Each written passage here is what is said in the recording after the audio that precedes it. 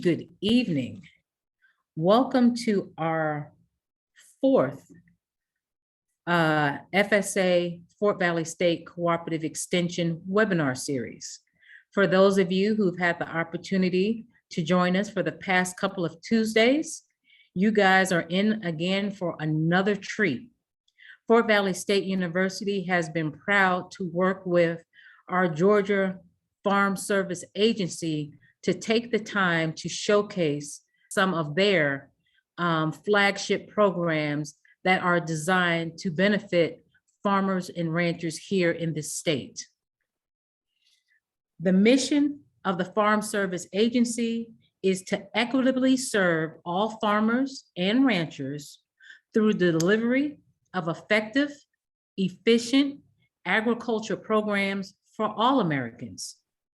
FSA wants to be sure that all farmers and ranchers are optimally aware of their programs. And this is the program that Fort Valley State wants to make sure that we make available to you at no cost. This webinar is being recorded and will be available later this week on our Fort Valley State University YouTube page. If at any point in time you have a question, please feel free to enter it into the chat or into the Q&A box, and we will make sure that all questions are answered before we conclude tonight's webinar. I want to thank you again for joining us. And now I would like to introduce you to Mr. Neil Leonard, who serves as the Public Affairs Outreach Coordinator for the state of Georgia with the Georgia Farm Service Agency, who is going to be our presenter tonight. So at this time, I would like to turn the floor over to him to present on, and I need to apologize, the two programs that we will be featuring tonight is the Emergency Conservation Program, and then we will feature the Emergency Assistance for Livestock, Honeybees, and Farm-Raised Fish programs. So those are the two programs, and I believe Mr. Leonard is starting with the Emergency Conservation Program, also known as ECP. So thank you again, Mr. Leonard, for being with us tonight, and I'm turning the floor over to you. Thank you, Joy. Again, my name is Neil Leonard. I'm the Public Affairs Outreach Coordinator for the Georgia FSA State Office. Glad to be here again with Fort Valley State and Ms. Joy Moulton Thomas for this webinar. There's a lot of information being shared. And tonight, we're going to be talking about disaster programs. Tonight, we touched bases on those last week as well. And tonight, we're going to again talk about disaster programs. And so look forward to it. I definitely want to give some highlights on these particular programs. Do want to say the difference between the two with ECP, Emergency Conservation Program, and what we call the ELAP.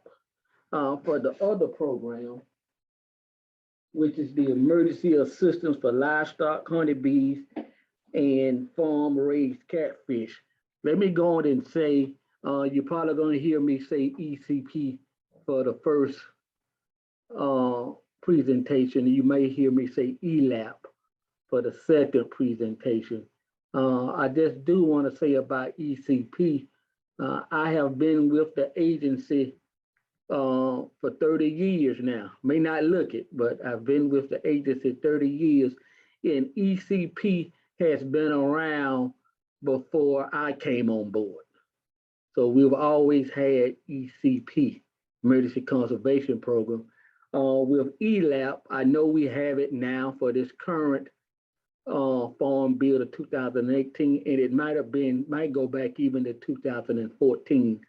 But the just difference, I just want to say, ECP has been around with FSA since I've been around, and ELAP has come along. There are some differences between the two programs that we will discuss tonight. We're going to start out with ECP. Let me go on and say, bring you greetings from Arthur Tripp, our State Executive Director for FSA. Do want to bring greetings from him in the state office tonight. And we're going to jump in with ECP. I'm going to try not to read too much. Some of the slides I may read. For the most part with ECP, I pretty much know ECP because it's been around for a long time. There's some key things, but I may read off some of the slides, and there are some key points that I sort of want to highlight. The first one here, we say ECP is a cost share program that provides emergency funding and technical assistance to farmers and ranchers to rehabilitate farmland damaged by a natural disaster. And I'm just going to talk a little bit about that. It says rehabilitate farmland. And for the most part, if here in Georgia, oftentimes we may have a tornado or a hurricane, maybe even a flood that comes through and cause a lot of damage and may put a lot of debris on your fields, maybe crop fields, maybe even pasture land. And you may have a lot of debris. Oftentimes, or here in Georgia, since I've been around, oftentimes ECP pretty much been to assist in removing debris off of farmland. Again, your pastures, grazing land, land that's been used, crop land. When a lot of debris has been thrown, I've just used the term thrown on to your fields, and you need that debris removed. Oftentimes, that is when ECP kicks in. And now there's some other debris removal is one. There's a couple of other practices that we have. And oftentimes when hurricanes and tornadoes come through, you may see debris all over the farm. But now ECP just cover those fields, okay? So it says rehabilitate farmland. And so just want to sort of emphasize with that, sometimes farmers, when they really have some significant damage, it may be all over the farm. But those fields where there's a lot of debris on the fields, that's what ECP is for, to help remove that debris. ECP does not compensate participants for damages to non-farm land or buildings, but does assist with restoring the productive agriculture capacity to damaged land.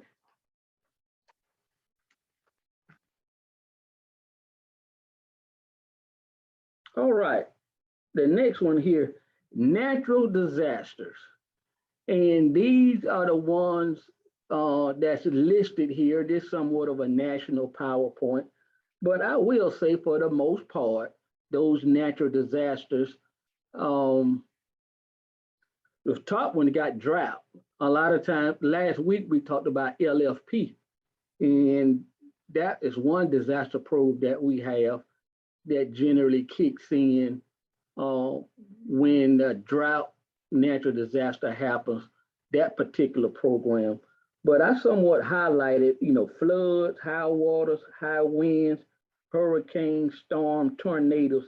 I think those are the natural disasters that we generally see here in Georgia. So when those natural disasters happen, then that's when you may see ECP come in.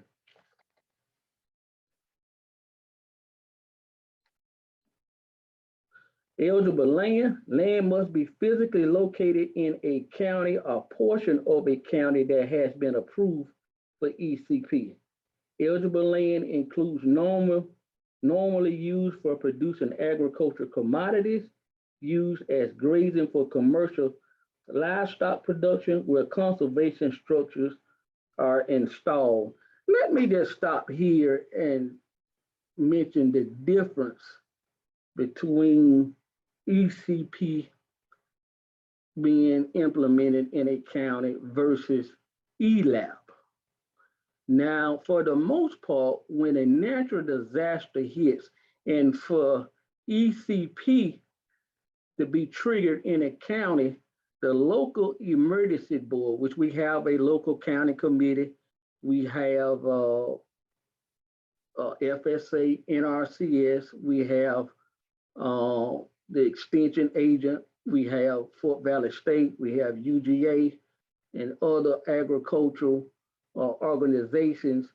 And generally those organizations, there are members with them that make up the county emergency board. And for the most part, for ECP to be implemented in a county after a natural disaster, the local county office has to request to the state emergency board, then the state emergency board requested on up to the national office. And then that is how ECP is implemented. That's not the way for ELAP, the next program. But for ECP, that is the case. So with our local county committee and the county emergency board, that after a natural disaster happens, those are the steps for ECP to be implemented. So without those county emergency boards requesting for it, you won't see ECP.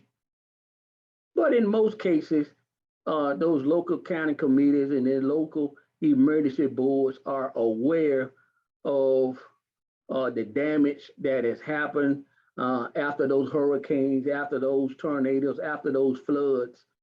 They know the damage in the counties, and so they send up the request. Now, each county got to do their own request. So sometimes you may see one county and then another county may not. That one county that you see where ECP is not approved for may not have submitted a request for it.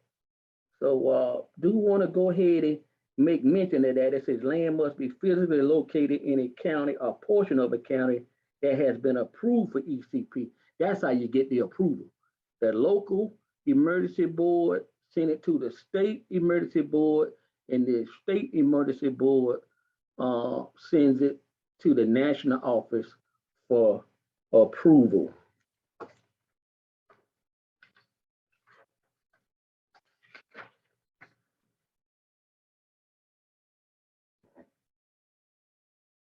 This next slide says examples of eligible and ineligible land. I do want us to look at this. It says here for eligible, the debris on field roads that interfere with normal farming operations, commercial catfish ponds, damaged waterways, terraces, irrigation, drainage, ditches. This is listed on the other list. The ineligible land, debris from collapsed barns, recreational fish ponds, damaged levees, field roads, streams, channels, federally owned land. Let me just say again, as I mentioned earlier with ECP and what I've seen through the years, those fields, okay, that have debris in them, whether it's crop fields, whether it's pasture, grazing land, even when it comes to orchards or trees, planted trees. There are other programs. Matter of fact, next week we're going to talk about TAP.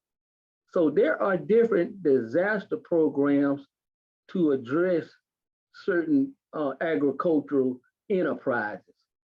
So with ECP, oftentimes you're dealing with pasture lands, you're dealing with grazing lands, you're dealing with row crops, even maybe again with orchards. But now with trees, planted trees, then you got tap. So, as you go through this, it's a lot, but that's why I really want to sort of hit some of the high points in these particular programs. So when the disasters hit and the national office is already wanting to prepare the county, the state office and the county offices for when disaster season hit, that we'll be ready to basically roll out these programs and how these programs are rolled out. With ECP, you got to have your county emergency boards ready to assess the damages in the county so they can make the necessary reports so ECP can be implemented. I'm gonna go on and mention too, I mentioned about removing debris, but there's other practices, conservation practices that NRCS help with a lot of farmers on waterways.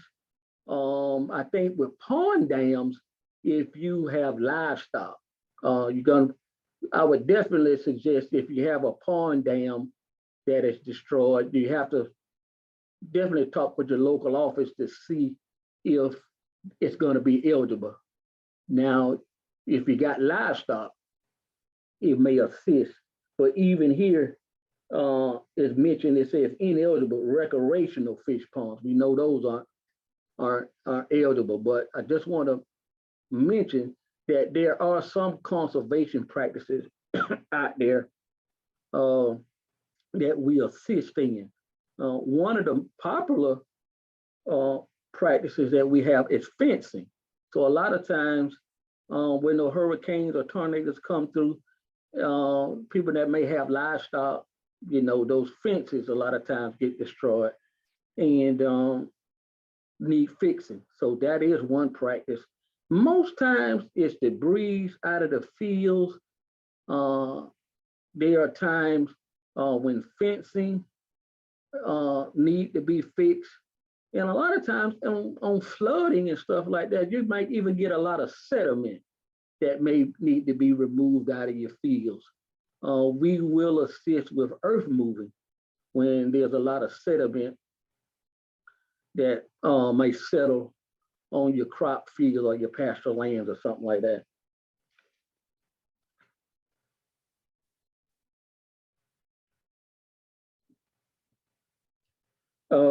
Eligible producers, by law, ECP eligibility is limited to agricultural producers.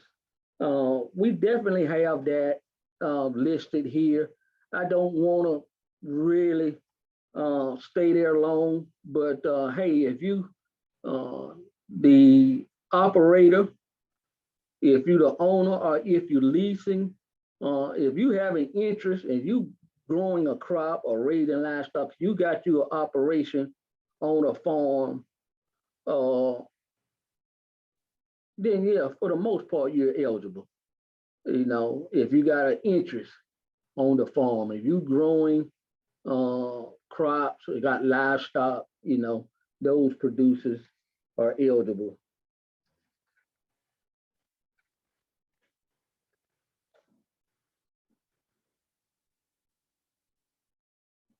I want to stop here. Damage to farmland must be of such a magnitude that it would be too costly for the producer to rehabilitate without federal assistance. Too costly is determined at COC discretion. $2,000 for one producer will be substantially amount, but it may be a drop in the bucket for a larger operation. So let me just say with this slide is that when ECP is implemented and when a producer comes in and apply, basically we're saying, hey, look, the damage that I have on my farm, is to where I'm gonna need some assistance, you know, financially. And we have here $2,000. And again, and I got another slide on there that I speak on it again, by it being a substantial amount. So again, for one producer, this particular figure may be a small amount. For another producer,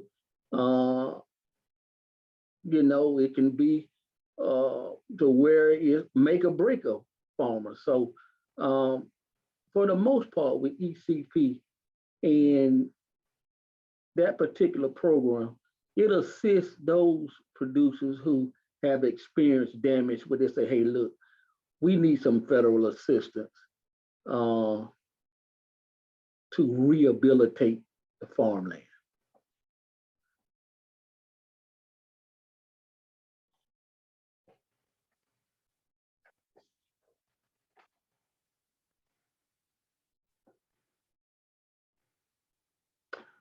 Do want to touch bases on this. ECP is a cost share program. It's cost share assistance to landowners, 75% share of eligible expense.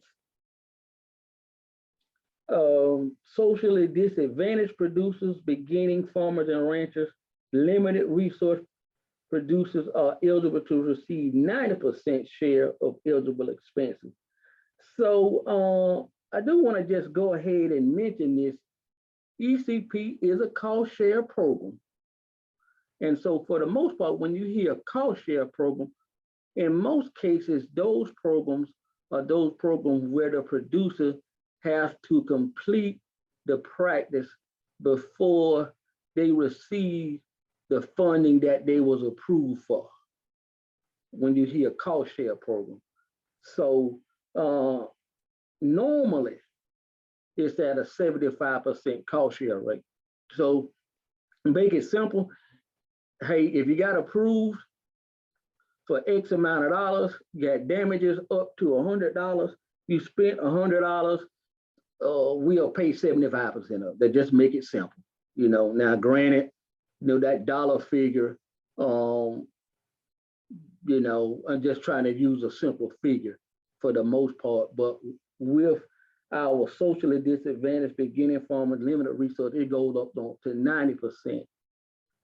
Just want to go ahead and mention with these programs that we have been talking the last couple of weeks, you'll oftentimes see where if you fall in one of these categories of socially disadvantaged, beginning farmers, limited resource, or even sometimes veterans, you can see where the cost share rate is a little higher. You may see where application fees are being waived if you fall into one of these categories. So a lot of times we don't have programs specifically for these audiences, but there are policies and procedures within the program that really benefit those persons that fall into those categories. And oftentimes in time past, and I know some things that come out of the national office and even fact sheets that we may send out. You know, producer may come and say, I want to, you know, apply for that veterans loan, or I want to file for that beginning farmers loan.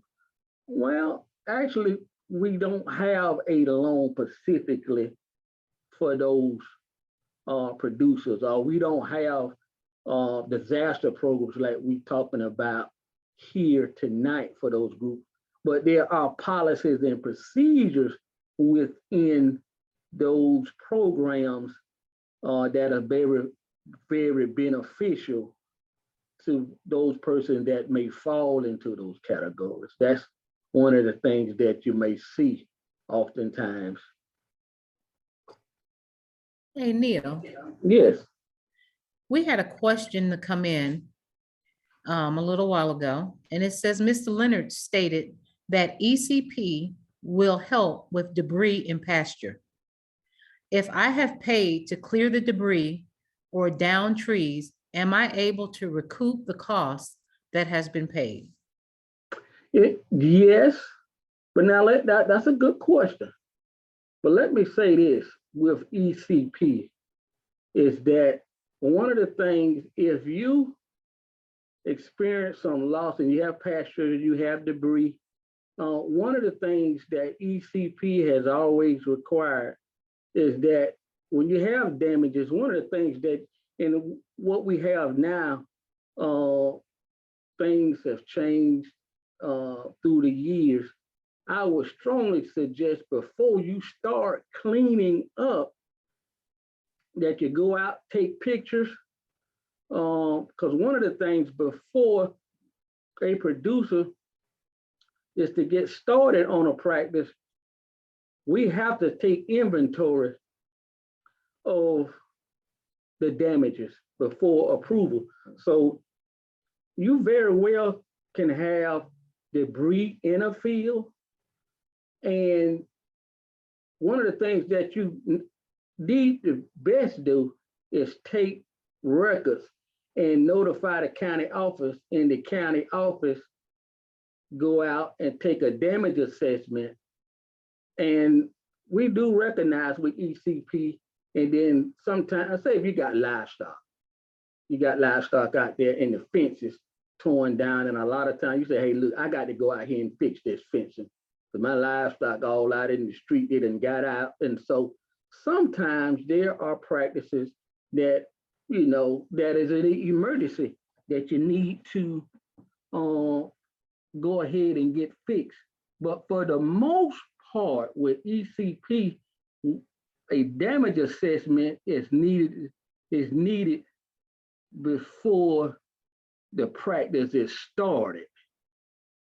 So that's yes, we can help remove debris out of the field, but now assessments are to be taking place, and then oftentimes approval for the practice before the practice is completed. And so sometimes, with ECP, it can vary. Sometimes you need to go ahead and get that field cleaned up. But I will say,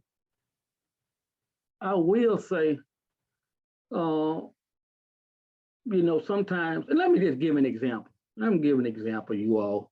I normally don't do this, but this helped give an example. When I was a CED, and I guess it was a tornado or something came through and did some damage. I was over in Houston County, and one of the peach producers, and he had a lot of destruction on his field, and then he knew me, and I came out and I went out there and saw the damage and everything, and he was getting ready to clean his fields up, and he told me, when I told him, I said, I see you got this damage out, and I told him, I said, look, Mr. So-and-so, I said, before, you get to start on your cleanup, we have to do a damage assessment. And he looked at me, he said, Neil, you do what you got to do. I got to do what I got to do.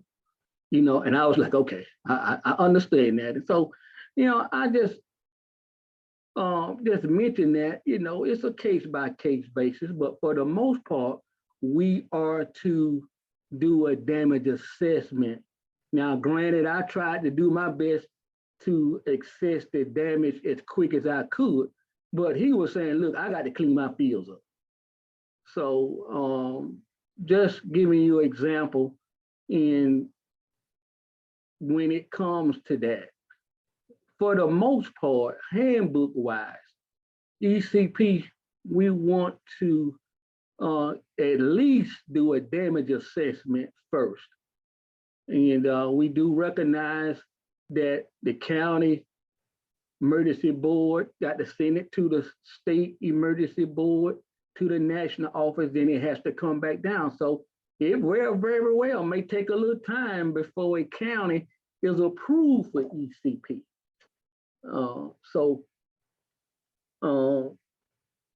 Just want to, it's a simple question, but it's a little in-depth answer. Yes, we can clean the field up, but there are some things that are to take place for approval and for payment. I clicked over a couple of slides.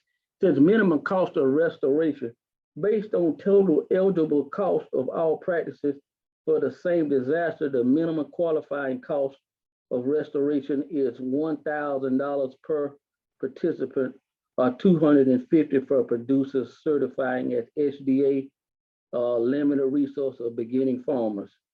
State committees have the authority to increase the minimum qualifying cost of restoration. However, they do not have the authority to lower the minimum cost of restoration. So this slide is similar to what I was saying earlier about what cost of rehabilitation may be to one farmer, may be different than the other. But, you know, with the handbook, it basically states, you know, you gotta have at least $1,000 worth of damage. And for the most part, the committees determine what damage level that a particular producer may have in their county.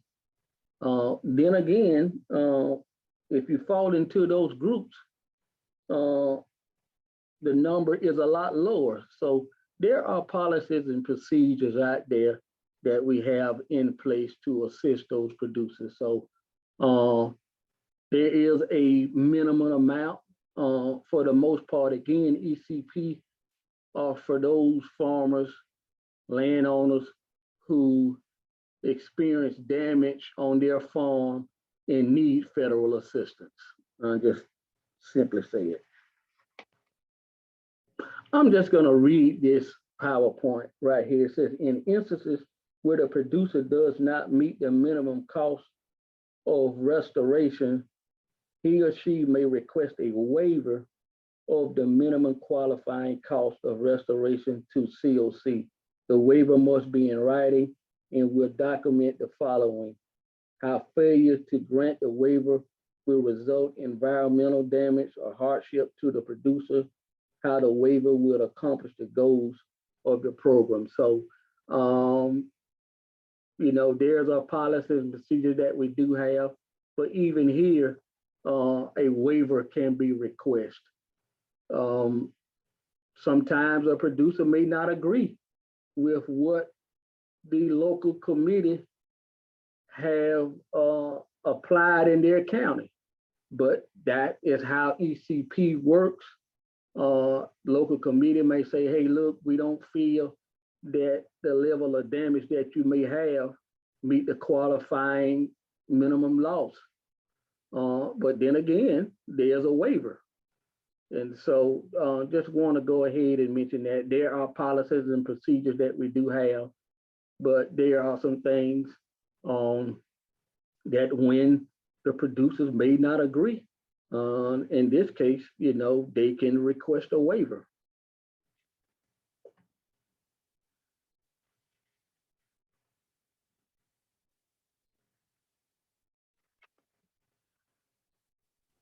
Neil, can I ask a question, Yes. please? So on the previous slide, you said that if a farmer or a rancher does not agree, that COC is who the farmer and rancher would appeal to, not to they your can submit. office? Yeah, they can. They'll first will submit the waiver request to the county office, to the COC, the local county committee.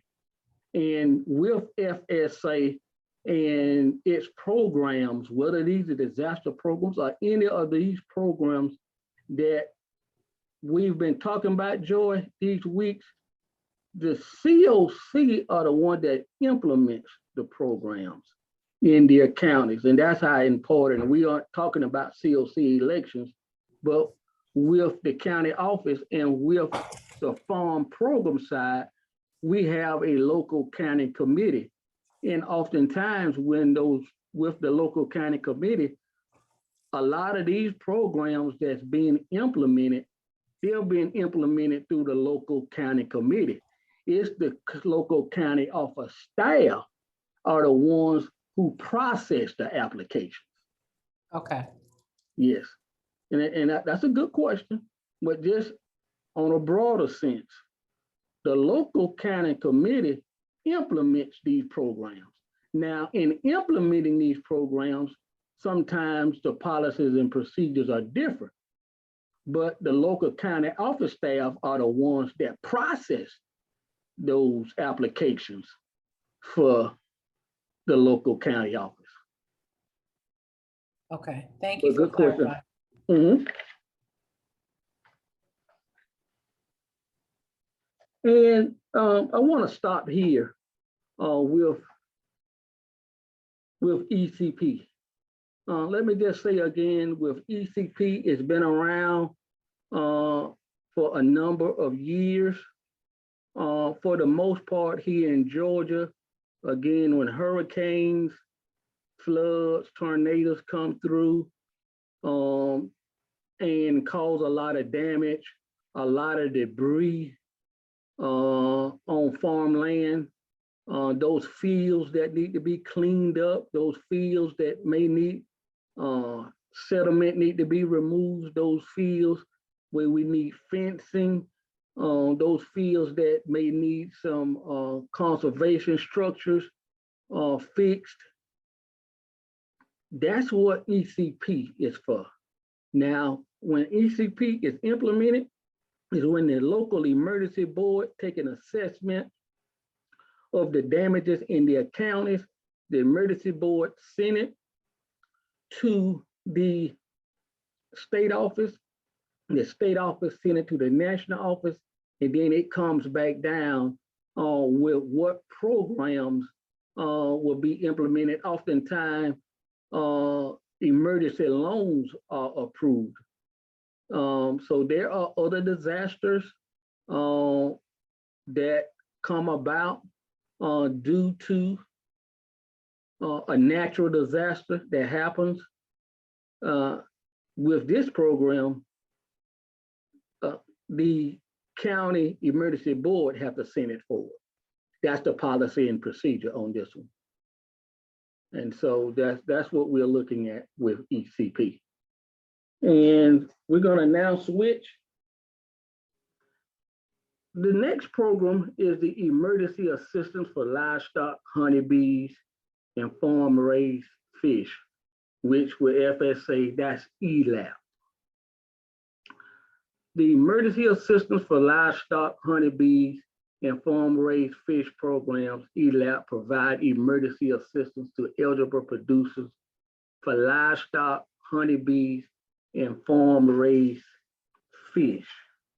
And let me just go ahead and say now, Joy, for the most part with this particular program here in Georgia, most of our, over 90% of producers here in Georgia, for ELAP, that's honeybees for the most part. But we'll talk about this program. We're trying to educate our producers on what's available. But for the most part here in Georgia, that's honeybees. And I'm gonna go ahead and talk a little bit now before we start looking at these slides. For the most part with livestock producers and disaster programs that we have, like last week we talked about livestock forest disaster program, LFP. And LFP for the most part is implemented when there's a drought. For the most part with livestock operations, ELAP covers what LFP don't cover, okay? So I'm just gonna, and you will sort of see that on some of the slides that we will have tonight. For livestock producers, where there's a natural disaster, whatever LFP doesn't cover is what ELAP picks up. Just want to go ahead and say that. And let me go ahead and mention on the ECP, I mentioned that you had to have the local county emergency board to request that ECP be implemented in their county. Now, a lot of these same disasters that we have, these natural disasters that we have for ELAP, that's not the case. We don't have to wait for a board to submit a request for the program to be implemented in their county.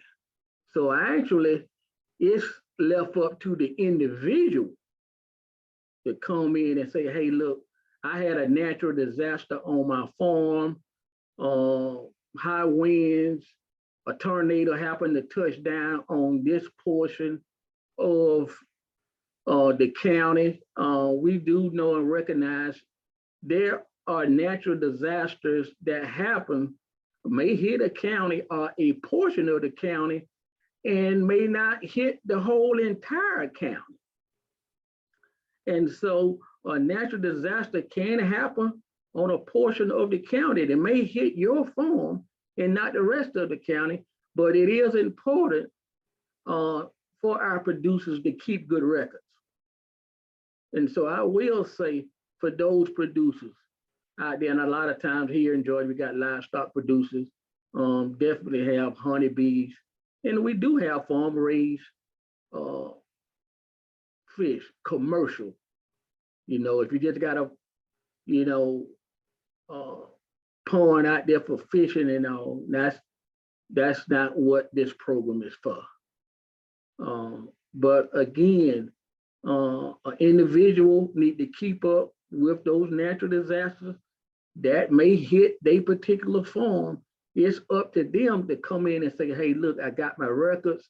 Here are my losses, whether it's livestock, whether it's honeybees, farm raised fish. Here are my losses due to this particular natural disaster. And then you may want to start the process of applying for ELAP. That's one big difference between the two. With ECP, you got to wait till the local board submit a report to the state office. State office got to send it to the national office. You got to come back down. With ELAP, that's not the case.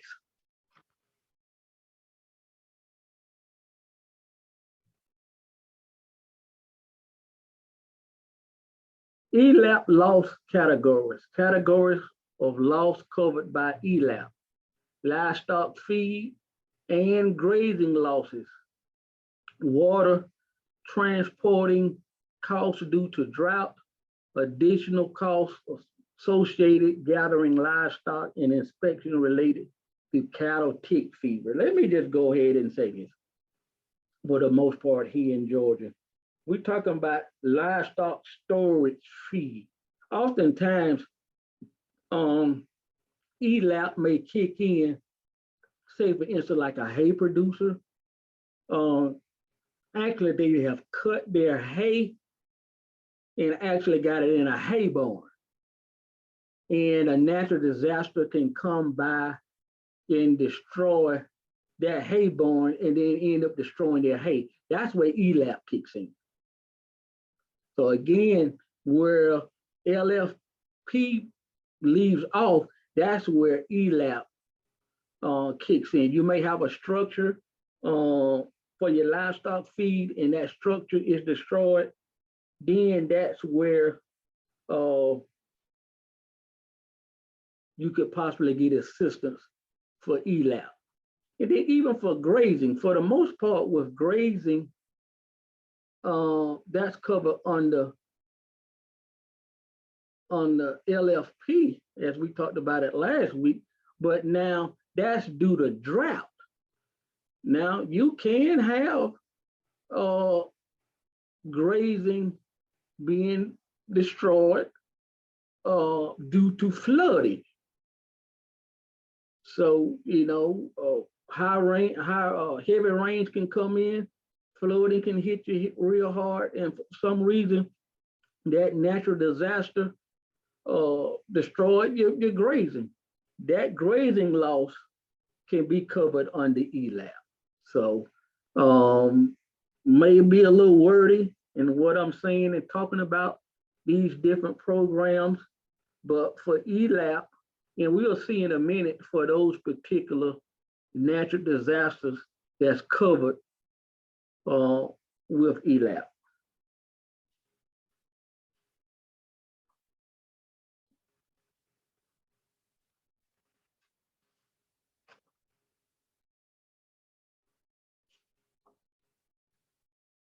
I'm gonna read this one off. For livestock, feed, and grazing losses, livestock must be grazing animals. Livestock that would have normally been grazing the eligible grazing land or pasture, owned, cash lease, purchase under contract, or being raised by a contract grower or a eligible livestock producer during the 60 calendar days to the date of the eligible adverse weather maintained for commercial use. Just want to read that off. I'll go into more detail on some of the other slides.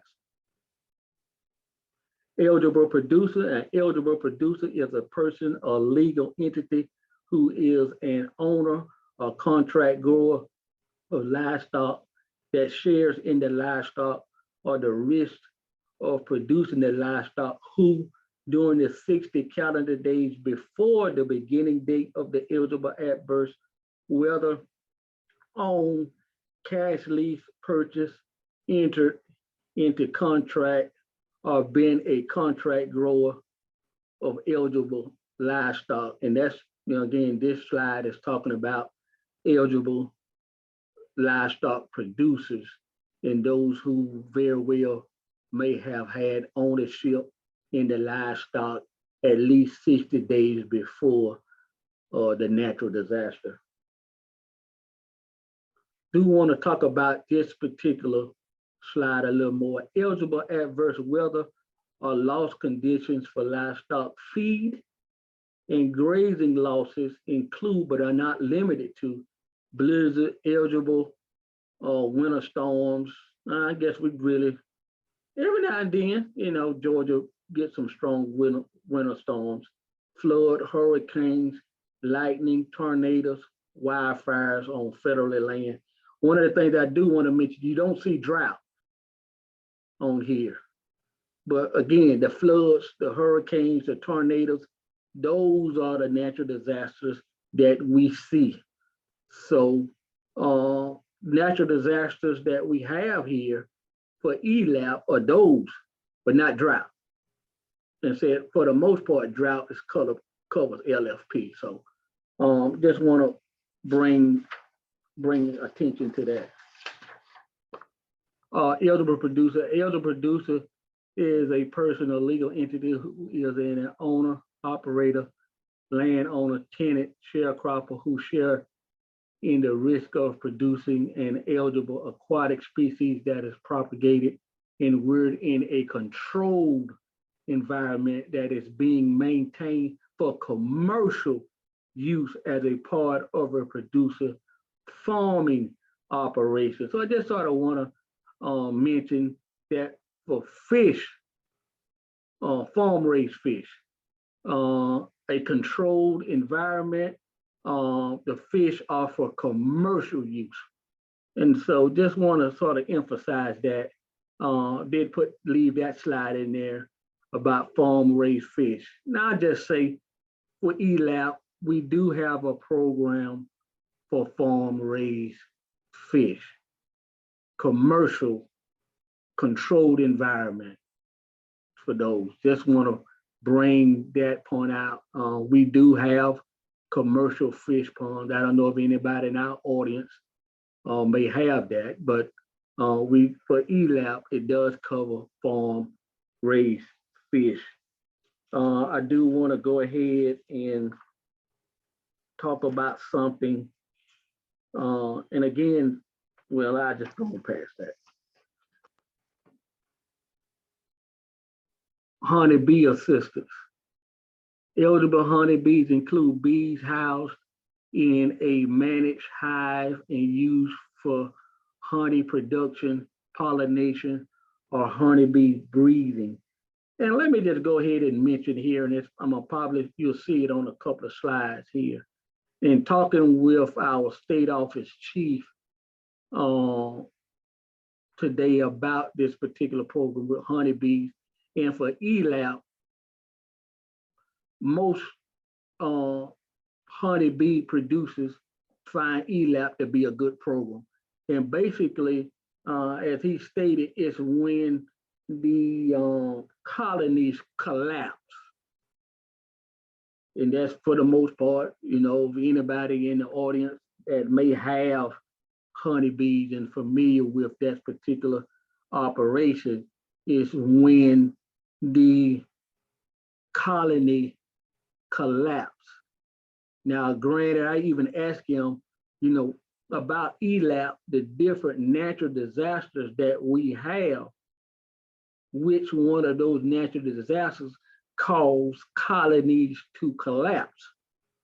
And, we discussed it. Do they 100% know which of those disasters may cause honeybees to collapse? I don't know if they're 100% sure which one, but let me go ahead and say this. In Georgia, one of the things that we do require, and this is not for ELAP, but this is for honeybee producers, that they have to make monthly reports, and I'm gonna simply say it this way, of their inventory each month. So when a natural disaster or when the colony collapse, then the producer in the county office will have records that'll show that the colony collapsed, or again, with some of these programs, especially disaster programs, and even mentioned going back to the fish, even with the honeybees, is that when we have livestock that has died over and above the normal mortality rate for honeybees, for fish, other livestock, oftentimes those disaster programs pay out when the livestock, or in this case, honeybees, has died and the rate is over and above the normal mortality rate. So for the most part, in Georgia, we ask honeybee producers to do a monthly report. So when the colony does collapse, then we have record of it. And I'm gonna go ahead and mention this now, and we'll see it on the next couple of slides, is that producers have 15 days to come in and make a report of a notice of loss to their colony. So there's the reporting requirement, but that's the requirement that Georgia FSA have. It's not really a ELAP requirement, but to make sure we are aware, we need to take inventory of the colony. So when the colony do collapse, then we have record of what the producer honeybees have been doing. So when they do see the colony collapse, then ELAP say, hey, look, you got 15 days to come in and give a notice of loss. So just, again, just giving the high points, some of the key points that producers need to know. If you got honeybees, you're gonna need to make a monthly report so we can keep up with the inventory. Unfortunately, if you experience the colony collapsing, then ELAP say, hey, look, you need to come in, you got 15 days from the date you are aware that the colony has collapsed, that you got 15 days to come in and report that. And then when you come in and report it, then we will have record. We say, hey, look, this is what the colony has done, so we can be aware of it, unfortunately, when the collapse does happen. I'm gonna skip over that one, and I want you to see that honeybee assistant eligible conditions, colony collapse disorder. And so oftentimes here in Georgia, for the most part, that's what we see with honeybee producers when the colony collapses. I'm gonna read this off. Eligible losses, the colony hive and feed losses must be due to an eligible adverse weather or loss condition incurred by an eligible honeybee producer in the county where the eligible adverse weather or loss conditions occurred. Even when we looked at ELAP and we looked at livestock, when we looked at fish, when we looked at honeybees, is make mention of those adverse weather conditions. And for the most part, each one of them, we have the same adverse weather, the natural disaster. Now with honeybees, again, we already know in advance we need to keep inventory of the honeybees. And so we do require the honeybee producers to come in and give that inventory report. And I will just say to all of our producers out there, with whatever program that you may be seeking assistance on, just keeping good records. That's just part of it, just keeping good records on whatever operation that you have, whatever enterprise that you may have. It's good to keep good records. And so when you come in and apply, and oftentimes when we try and determine the level of loss on your operation, oftentimes that's best determined by the records that you're keeping. So that's very important.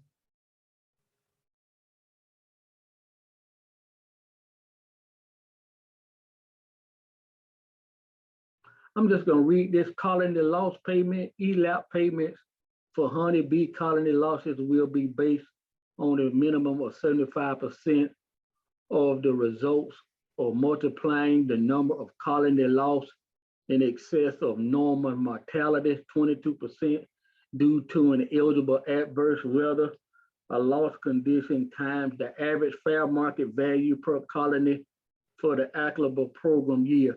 And so I know in calculating the loss, in determining the payment, make mention here about the fair market value for the colony in that particular county. I will just say again, keep good records.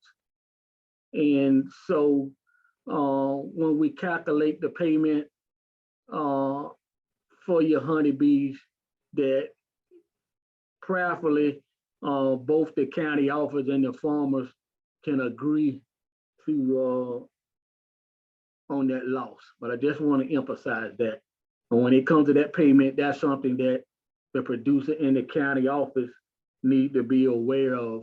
I tonight just want you to be mindful that with honeybees, you do need to make monthly reports, or you need to keep good records. So when ELAP hit, when a natural disaster hit, you need to know what natural disaster hit your county office. We do not wait around for national approval. It's up to the individual. The individual had to say, hey, look, you know, some high winds came through last night in this part of the county. You know, I had a natural disaster. And basically want to say, here are my records. And so that is how ELAP works.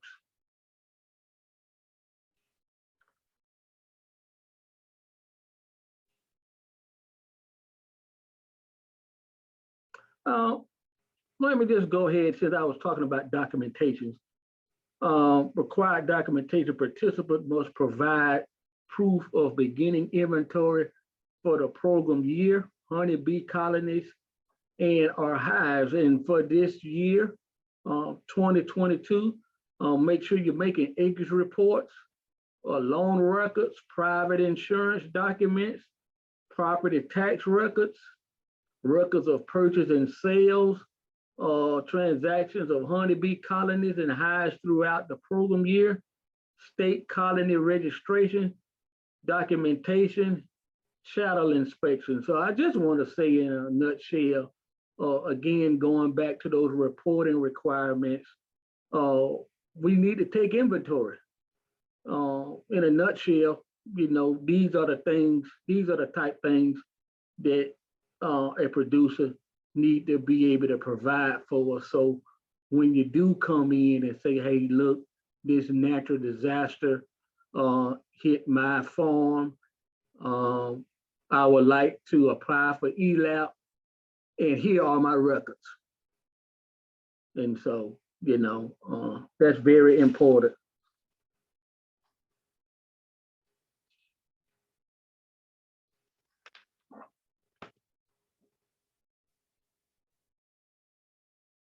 I want to mention this one again.